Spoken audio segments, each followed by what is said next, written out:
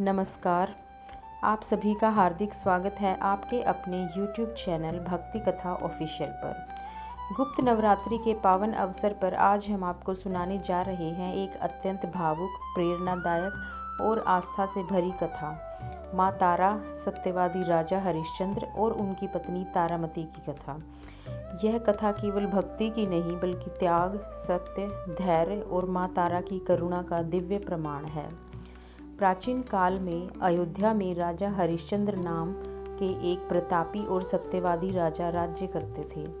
उनका जीवन सत्य और धर्म के आदर्शों पर आधारित था। उन्होंने प्रतिज्ञा कर रखी थी कि चाहे प्राण चले जाएं, परंतु सत्य का मार्ग नहीं छोड़ेंगे। उनकी पत्नी रानी तारामती भी अत्यंत पतिव्रता, धर्मनिष्ठ और सहनशील थी। राजा हरिश्चंद्र की सत्यनिष्ठा की परीक्षा लेने के लिए ऋषि विश्वामित्र ने कठोर योजना बनाई। उन्होंने राजा से भारी दान की मांग की। राजा ने बिना संकोच अपना संपूर्ण राज्य दान कर दिया।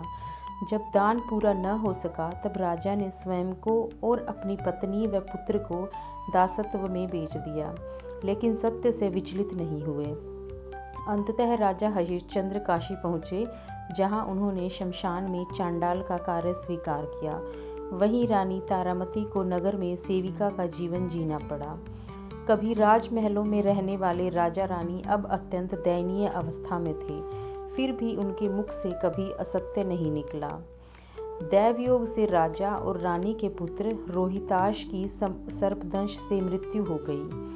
रानी तारामती अपने पुत्र के शव को लेकर शमशान पहुंची, जहां राजा हरिश्चंद्र शमशान रक्षक के रूप में उपस्थित थे, परंतु दोनों एक दूसरे को पहचान न सके। शास्त्रानुसार राजा ने शमशान के लिए शुल्क मांगा।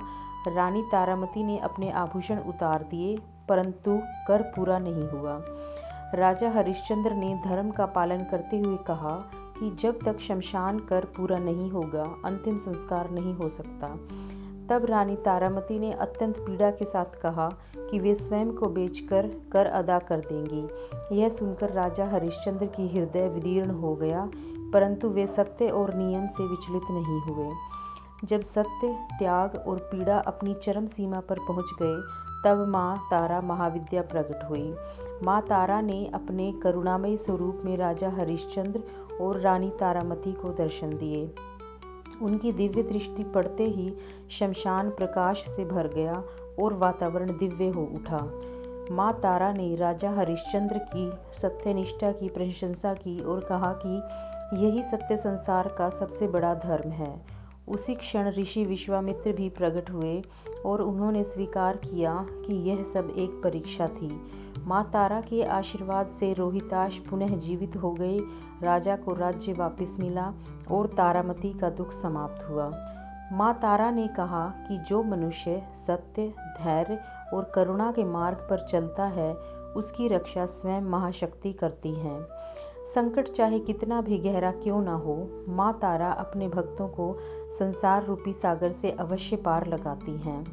राजा हरिश्चंद्र और रानी तारामती की यह कथा हमें सिखाती है कि सत्य और धर्म का मार्ग कठिन अवश्य होता है, परंतु अंततः विजय उसी की होती है। माँ तारा की कृपा हम सभी पर बनी रहे और वे हमें सत्य, साहस और संयम का आशीर्वाद दें। यदि आपको यह कथा